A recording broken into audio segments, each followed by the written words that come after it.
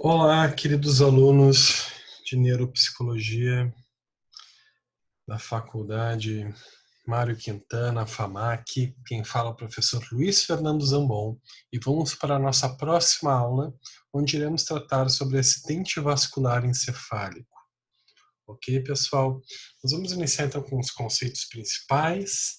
Vamos falar um pouquinho sobre epidemiologia, sobre as características dos três tipos de AVC mais comuns.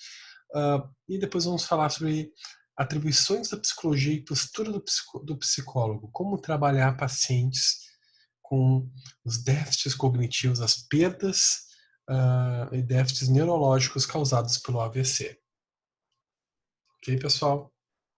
Então, AVC, o conceito é acidente vascular cerebral ou encefálico, e é definido por um déficit neurológico súbito, motivado por isquemia ou hemorragia no sistema nervoso central. Então, o que a gente compreende por sistema nervoso central? Desde do nosso encéfalo até a nossa medula espinhal. Então, é um déficit neurológico de função, uma perda de função súbita causada ou pela falta de oxigenação, que a gente vai chamar de isquemia, ou hemorragia, que é quando há uma ruptura dos vasos, causando também a falta de irrigação e a inundação da região afetada com sangue. O conceito de acidente vascular encefálico, então, AVE, mas a gente pode chamar de tanto de AVE quanto AVC, ok? Epidemiologia é a primeira causa de morte no Brasil. Terceira causa de morte nos países ocidentais e primeira causa de incapacidade em adultos.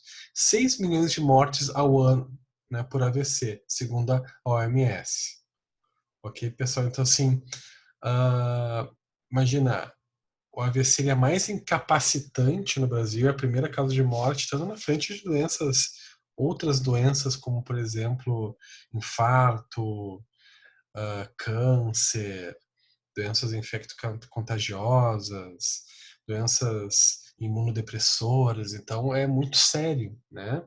E depois a gente vai ver mais adiante que o melhor tratamento para AVC é a sua prevenção, né? Mas claro que nós, como psicólogos, a gente trabalha na orientação e também um dos nossos principais atributos é na orientação e auxílio nas pessoas que tiveram perdas cognitivas e perdas em funções do corpo devido aos danos neurológicos, né, causados pelo AVC. Bom, a primeira característica, o primeiro tipo de AVC a gente vai chamar de acidente isquêmico transitório. Ele é caracterizado por uma perda mais rápida e ela é transitória, ela não se mantém. Ela geralmente vai até no máximo as alterações até 24 horas, tá? Não mais do que isso. Geralmente até vai ali por uma hora, um pouquinho mais de uma hora. O sujeito tem acaba tendo as características de um AVC, né? E tem devido isso a uma falta de oxigenação numa área do cérebro, né, em alguma artéria, em alguma veia.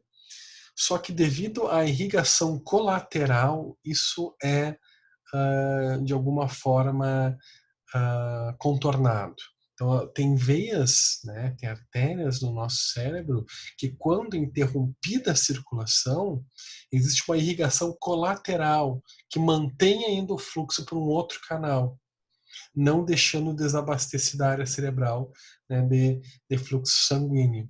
Então, às vezes, a pessoa dá sorte de que a veia ou a artéria onde houve essa interrupção, aí existe uma irrigação colateral. Ou a veia voltou a circular, voltou a se dilatar e circular o sangue. Então, daí o quadro de AVC vai ser extremamente transitório e rápido. Ok, pessoal? Os sinais e sintomas são dependentes de qual artéria sofreu a lesão, podendo ser uma lesão isquêmica ou hemorrágica. Então, assim, quando se dá por via hemorrágica, o nosso cérebro também tem o potencial de absorver, em pequena quantidade, esse sangue dessa hemorragia. Então, isso também pode ocorrer, tornando esse acidente transitório. Tá? Então, nesse caso, a pessoa vai ter todas as características, pode acabar tendo dificuldade para mover um lado do corpo, para falar, para mexer nos membros, na compreensão, no autoconceito de quem ele é, onde é que ele está. pode ter tonturas, falta de equilíbrio, né? Mas isso vai ser um estado transitório e vai melhorar e voltar à normalidade. Acidentes isquêmicos transitórios, eles são sinais de alerta, porque muitas pessoas que têm esse acidente isquêmico transitório têm uma probabilidade muito grande de desenvolver um quadro de acidente vascular cerebral mais importante no futuro. Então, são pessoas que vão ter que se cuidar redobrado, né, na prevenção. Ok, pessoal? Seguindo, AVC ou AVE, né, acidente vascular cerebral ou encefálico, é um prejuízo neurológico agudo que segue ou a interrupção do fornecimento de sangue numa área cerebral específica, né, ou pela inundação, né, dessa área cerebral. Então, assim, se dá pela interrupção do fornecimento de sangue para uma área do cérebro ou por uma oclusão, que a gente vai chamar, que é quando uma veia interrompida a circulação de sangue nesta veia, ou pelo rompimento dessa veia, que é para uma hemorragia.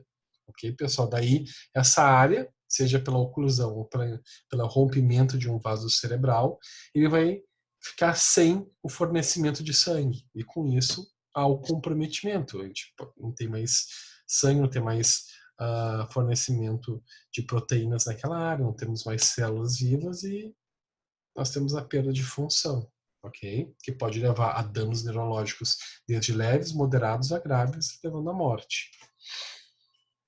Então, a classificação aqui é a classificação. O AVC ele pode ser isquêmico, responsável por 87% dos casos, é o mais comum, e normalmente é causado por uma oclusão de uma artéria que leva sangue a uma região do cérebro. Então, essa é uma interrupção, né, pelo fechamento, né, pela falta de circulação do sangue numa artéria que leva sangue a uma região específica do cérebro. E nós temos o AVC, hemorrágico, responsável por 13% dos casos. Ocorre quando um vaso sanguíneo do cérebro se rompe subitamente sobre o tecido circundante. Tá? Então, como eu expliquei anteriormente para vocês, aqui um quadro que ajuda a entender como é que isso ocorre. O AVC isquêmico é o tipo mais comum, responsável por 80% dos casos.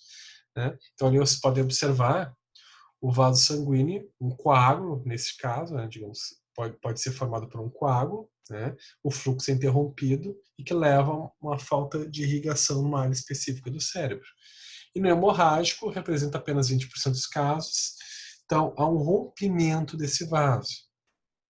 Depois que a gente for ver exemplos de tomografias, vocês vão observar que nessas tomografias o sangue geralmente ele é mais cintilado, né? Então a gente vai observar, quando for um AVC hemorrágico, uma área do cérebro toda brilhosa, que é o sangue hemorrágico, né, que vazou, né, para um vaso rompido. Né? Então no exame tomográfico vai aparecer uma grande mancha branca. Né? Quando for colorido, que são mais raros, né, a gente observar, vai ser uma mancha vermelha mesmo, mas geralmente nas tomografias mais simples aparece uma mancha branca, né, do contraste do sangue.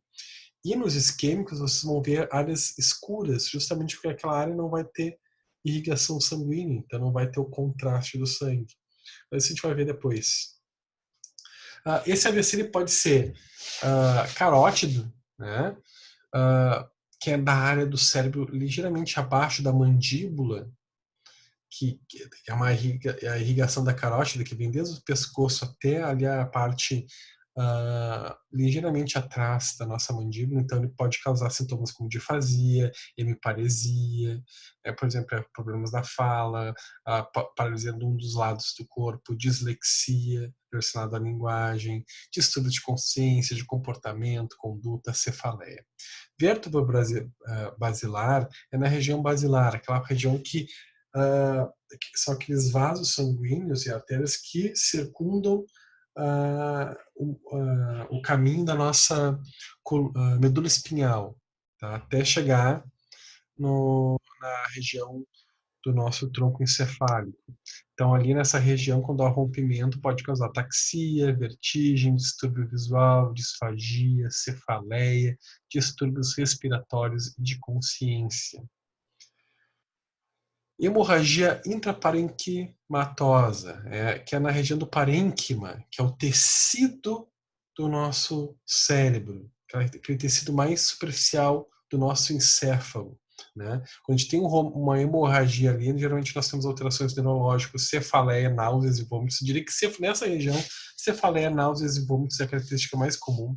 Redução do nível de consciência e níveis pressóricos elevados. E hemorragia subaracnoide, que fica ali entre aquela região entre a dura mater e a pia mater. Quando a gente tem a hemorragia ali, sinais relacionados a uma disfunção cerebral mais difusa, irritação das meninges. Tá? Ali eu diria que é a região, talvez, dessas quatro apresentadas, a menos grave, mas ainda importante, que requer cuidados. Então, quais são, de forma geral, como é que a gente pode identificar os sinais de possível AVC? Geralmente, um indivíduo, de forma súbita, do nada, vai começar a apresentar fraqueza, né, ou de um dos lados da face, ou na própria face, braço, perna, especialmente um dos lados do corpo. Confusão súbita, a pessoa tem dificuldade para saber quem ela é, onde é que ela está, do nada. Perdão. Dificuldade para falar ou compreender a fala de outros, dificuldade súbita para enxergar com um ou com os dois olhos, dificuldade súbita para caminhar, tontura ou perda do equilíbrio ou da coordenação, cefaleia intensa e súbita, sem causa conhecida. Essas são as características gerais mais comuns. E como é que a gente faz para reconhecer esse indivíduo, né, poder identificar? Tem uma escala de identificação que a gente vai chamar de escala Cincinnati, que reconhece 4 padrões alterados, os 4 padrões mais comuns, né, nos AVCs. E a gente tendo pelo menos um desses 3 fatores alterados de forma importante, a gente já tem 72% de chance de que seja um AVC. A gente encaminha esse indivíduo para uma emergência, porque qualquer tipo de sinal que possa trazer a possibilidade de um AVC, AVC é emergência médica. Então a gente tem que levar o indivíduo direto para uma emergência médica, ok? Porque como a expressão dentro da neurologia a gente fala que time is brain, ou seja, tempo é cérebro, né? Quanto antes a gente conseguir levar esse indivíduo chegar para ter a atenção, mais chance de a gente ter um quadro menos invasivo. Então vamos à escala de identificação Cincinnati, como é que ela ocorre, tá? Primeiro a gente vai pedir para que o indivíduo faça um sorriso, para a gente poder observar os músculos faciais, se existe uma paralisia facial, tá? De um dos lados do rosto. Então, como é que a gente vai observar se a pessoa está normal? Quando os dois lados do rosto se movem igualmente. Anormal, um dos lados do rosto não se move tão bem quanto o outro. Geralmente o indivíduo vai sorrir só com um lado do rosto, como aqui na foto número 2, aqui do lado, tá? O outro é com relação ao movimento dos braços. A gente vai pedir para o indivíduo fechar os olhos, estender os dois braços à frente, ok? Com os olhos fechados, a gente vai pedir que ele mantenha os braços com as palmas para cima por no mínimo 10 segundos. Como é que a gente vai observar que o movimento é normal? Quando ele consegue manter os dois braços para frente, ou se os dois braços conjuntamente, pela perda de força, enfim, vão caindo lentamente juntos. Quando é que a gente vai observar que o movimento é anormal, quando a pessoa vai estender os braços com a palma para cima e um dos braços vai ficar abaixo do outro, no nível. Ou quando a pessoa só ergue um dos braços. E na nossa linguagem, ok? A gente vai observar a fala. Como é que a gente vai conversar com o sujeito e como é que a gente vai observar que a fala está normal? Quando o paciente diz as palavras de forma correta, sem fala arrastada. O que a gente vai entender como anormalidade? Quando o sujeito pronuncia as palavras de forma arrastada, diz as palavras erradas ou é incapaz de falar. Então, aqui, ó, se um desses 3 sinais estiver anormal, a probabilidade de AVC é de 72%. Na dúvida, então, corre para uma emergência. Fatores de risco que a gente tem que prevenir. Já que a prevenção é o melhor via de tratamento para AVC, é a prevenção, né? A gente tem que sempre estar cuidando. Fatores que estão associados a AVC. Os principais. Hipertensão arterial, que é o principal. Cardiopatias, problemas históricos de doença na família ou no sujeito relacionados ao coração, diabetes, obesidade, tabagismo, alcoolismo, sedentarismo e histórico familiar de AVC. Considerações gerais, né? O AVC, como eu falei para vocês, é um mal, causa danos neurológicos súbitos no sujeito, né? Pela falta de irrigação numa região do cérebro, de sangue, que pode ser causado ou por uma oclusão de uma célula ou pelo rompimento de um vaso sanguíneo. E é um quadro que requer cuidados emergenciais. A gente tem que encaminhar o paciente o mais rápido possível para uma avaliação numa emergência. Porque conforme aqui tem aquela no segundo parágrafo, Times Brain, é um quadro de emergência médica, ok? Vamos olhar aqui alguns exames. Aqui é um exame colorido, tá? Raro. Onde a gente consegue observar um AVC hemorrágico, ó, que é uma área ali que é vermelha. Geralmente os exames de citolografia não são coloridos, mas vocês vão ver que é uma área mais brilhante, branca, daí vai ser a região onde vai estar a hemorragia devido ao AVC. O isquêmico, como aqui consta, vocês vão observar que é uma área escura, é a região escura aqui da tomografia. Ó, ali seria onde não há circulação de sangue, não há o contraste que acontece naturalmente da área cerebral, que tem sangue circulante. Então, a gente vai observar pela área escura. Aqui é uma comparação, aqui sim, ó, uma comparação fica mais fácil de entender. O AVC isquêmico, uma região escura do cérebro, onde não há circulação do sangue. Por quê? Porque houve uma oclusão de uma artéria ou de uma veia que levava sangue para essa área, que não tem sangue circulante. E no hemorrágico vai aparecer uma área muito grande com sangue que vazou de uma célula. Eles vão observar para aquela área branca. Tá? Então, nos exames de tomografia, o AVC isquêmico são observar pela parte escurecida. Por quê? Porque o sangue ele é contrastado nos exames de tomografia. Então, a área escura é onde não há circulação de sangue, que vai dar o contraste, né, pela própria circulação do sangue. E no exame de tomografia com corte distal do cérebro, você vai observar que vai ser uma parte muito luminosa branca, porque ali houve o rompimento de vaso sanguíneo, né, onde houve um depósito muito grande de sangue numa área específica, que é a área hemorrágica. Então vai ser uma parte branca bem esbranquiçada, com contraste mais elevado. Bom, as consequências, então, desses quadros é uma área de entendimento que nos interessa, porque vai ser a nossa área de intervenção de reabilitação neurocognitiva. A gente estima que 50 milhões de pessoas são sobreviventes de acidentes vasculares cerebrais no mundo. E de 25% a 74% desses casos, o indivíduo vai precisar de um acompanhamento ou vai ser completamente dependente de cuidados psicológicos e comportamentais de familiares, cuidadores, pessoas próximas. Então, vamos entender quais são as atribuições da psicologia dentro desse quadro.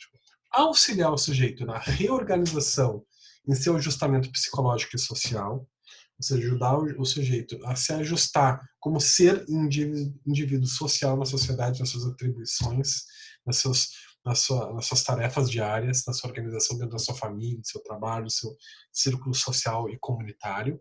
Diminuir sintomas depressivos e ansiosos, que surgem de forma natural, né, devido a um quadro de dano, né, e perda significativa de funções neurológicas, e melhora da qualidade de vida e aumentar os níveis de independência do sujeito.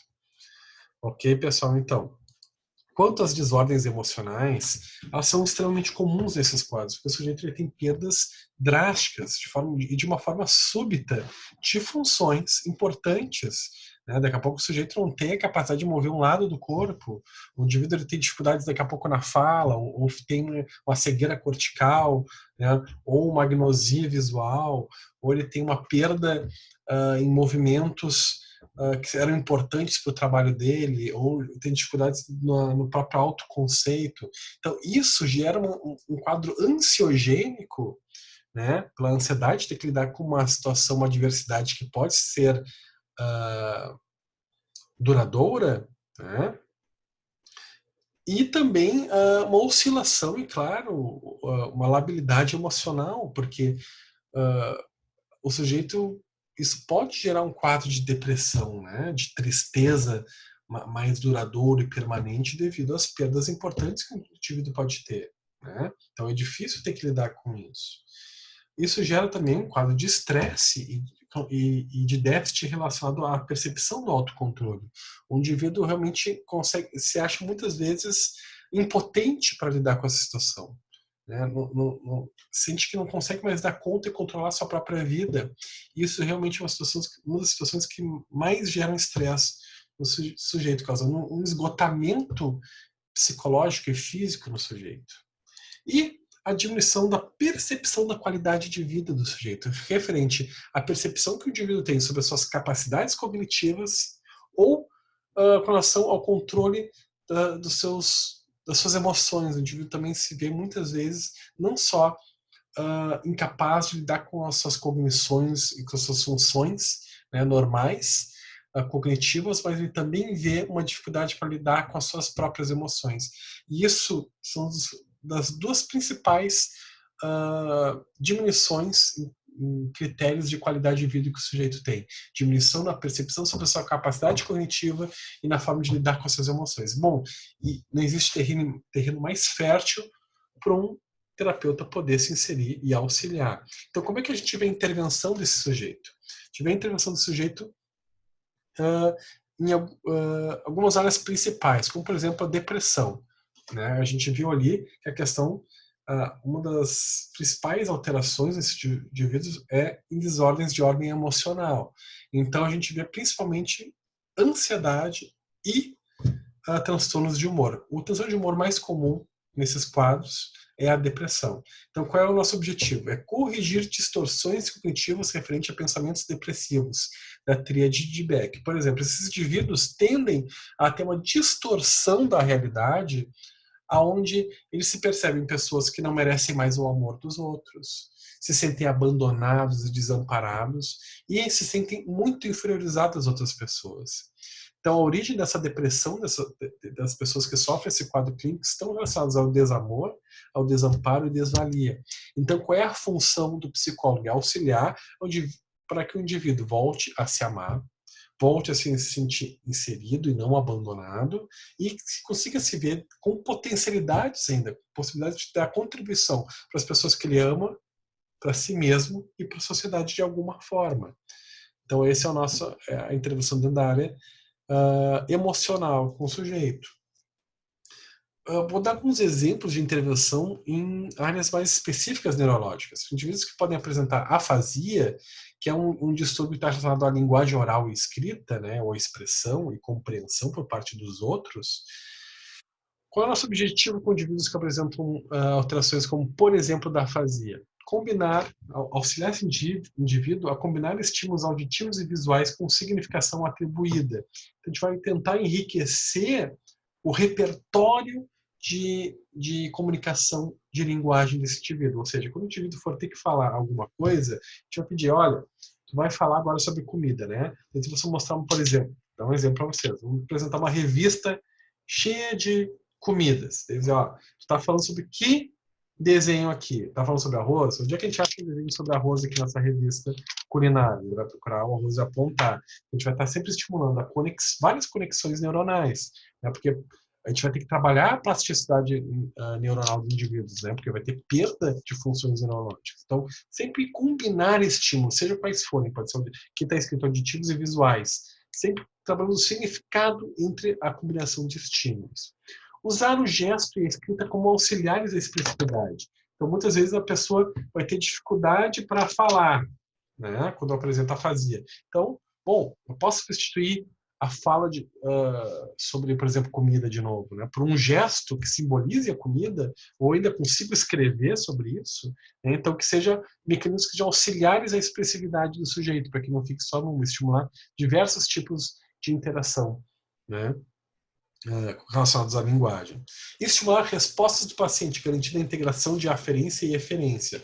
Ou seja, sempre quando tu dá alguma orientação para o paciente, pedir para que ele sempre te responda se está entendendo, se está compreendendo, por que está compreendendo. Se lembra que a gente viu movimentos de aferência e eferência. Aferência é quando a gente percebe que vem do meio através dos nossos nervos sensitivos. E eferência é quando a gente tem o nosso encéfalo, nosso cérebro dá um comando que estimula os nossos o nosso sistema, nossos nervos motores. Então, o paciente te responder que está entendendo algo, ele está fazendo um movimento de aferência. Né? Então, você perguntar, tu ouviu o que eu falei? Está estimulando a aferência. E quando ele te responde a isso, ele está estimulando a eferência. Tarefas de designação de objetos e figuras, né? Geralmente fazem casos mais graves. O indivíduo já está com dificuldade para conseguir falar o nome de objetos e figuras. Então a gente vai botar a tarefa onde vai designar e dar nome a objetos apontando em revistas, né? Quadrinhos, como vocês quiserem. Associar estímulo apresentado a vivências anteriores ao contexto. Sempre também está valendo muito a memória. Então a gente vai dizer, olha, tu tá falando sobre carros, tu apontou um carro aqui na revista, me fala um pouquinho, tu já teve um carro, que carro que foi, estimular a linguagem nesse sentido associada à memória, de curto e longo prazo. E exercícios de associação do significado com recursos visuais, auditivos, gestuais e contextuais. Isso aqui nada mais é do que um reforço que a gente sempre vai ter que estar trabalhando no contexto de múltiplas associações de significado de estímulos, sempre associando visuais, auditivos, gestuais, contextuais, né? Então, isso traz uma riqueza maior no processo de intervenção de neuropsicologia. Disartria, né, por exemplo, é uma desordem que envolve a produção da articulação dos fonemas da fala.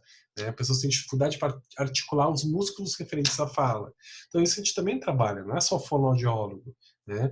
Então, o terapeuta na frente de uma pessoa com esse distúrbio vai sempre falar de frente para a pessoa, né? Porque quando a gente fala de frente para o sujeito, ele vê o nosso movimento da boca, ele pode querer imitar isso, auxiliar ele no processo. Definir o assunto a ser falado para facilitar a compreensão da fala do sujeito. Né? Realizar questionamentos que propiciem respostas únicas, o que facilita a compreensão do que ele deseja expressar. Um indivíduo que tem dificuldade na fala, daqui a pouco ele ficar falando e dissertando é uma coisa que não vai beneficiar ele, porque ele vai ter muita dificuldade e vai ser uma situação extremamente ansiogênica. Então, tu também estimular que a família, que ele também com vocês, consiga, através de uma fala mais curta, simbolizar que ele entendeu o que vocês estão dizendo. Pode ser um sim, pode ser um não, né? Já é um benefício muito grande nesse processo. Auxiliar a comunicação oral e outras formas, como gestos, desenhos, escritas, expressões faciais. Então, estimular também, novamente, aquilo que eu falei para vocês, ativar outras funções que sejam auxiliares à comunicação oral, como fazer um gesto, fazer um desenho, escrever expressões faciais, né? Nunca se comunicar apenas com a mímica, inclusive, né? Não só através dos gestos. Então, sempre ativar diversas formas diferentes de funções, né, do sujeito. Então, fazer essa interação de expressões do sujeito, né, de capacidades, de áreas cognitivas. Né? Manter ambiente calmo sem muito barulho, por exemplo, televisão ligada no mesmo momento da conversa, para isso não acabar atrapalhando e causando mais ansiedade para o sujeito. E orientar o sujeito e a família de que ele precisa de um tempo para se comunicar, para falar, para produzir uma fala, justamente pela dificuldade na articulação. Então, isso aqui são algumas orientações que a gente pode dar para os familiares. Outro caso clássico de perda desse indivíduo são agnosias visuais. São desordens que acometem a capacidade de reconhecimento de objetos e pessoas no campo visual do sujeito. Se não se lembrar da aula que a gente viu sobre sistema nervoso central, a gente falou do lobo occipital, se lembra que a gente falou da função primária e secundária, sendo que a secundária era a capacidade de reconhecer os objetos, né? A pessoa enxerga os objetos, mas consegue dar um significado para eles, saber o que é esse objeto. Então, como a gente trabalha com um indivíduo que tem essa anormalidade, né? Essa perda? Para caso de incapacidade de reconhecer cores, rostos, objetos, cenas complexas ou de texto, é importante o uso de estratégias adaptativas, tá? Como utilização de outros sentidos. Então, bom, a pessoa, tu mostra o celular, ele não consegue entender o que é um celular através da visão dele devido à agnosia visual, tu vai pedir para ele tocar nesse celular, encostar no celular, sentir o celular. Porque o lobo occipital está prejudicado, mas o parietal não está. Então vai dar a pista de que objeto é esse para ele poder entender e dar um significado. Ou pedir, botar o celular para fazer um bip, ou discar para ele ouvir, opa, ele vai entender pela audição, é um celular. Então a gente vai estimular outras áreas cerebrais para auxiliar o indivíduo a fazer esse reconhecimento visual e associação visual, a reconstrução desse processo. Então, são algumas dicas, né? No livro tem mais, mas eu diria que essas assim, são as questões, a forma como a gente trabalha com o paciente, para dar uma sugestão, para vocês terem uma, assim, um entendimento global que quando a gente tem perdas neurológicas, a gente sempre vai trabalhar o paciente num contexto complexo de múltiplas estimulações, para estimular a plasticidade neuronal do indivíduo. Tá? Essa é a aula, então, de hoje, tá? E vai ser a aula que a gente vai discutir no nosso encontro presencial. Quero agradecer a todos por assistirem.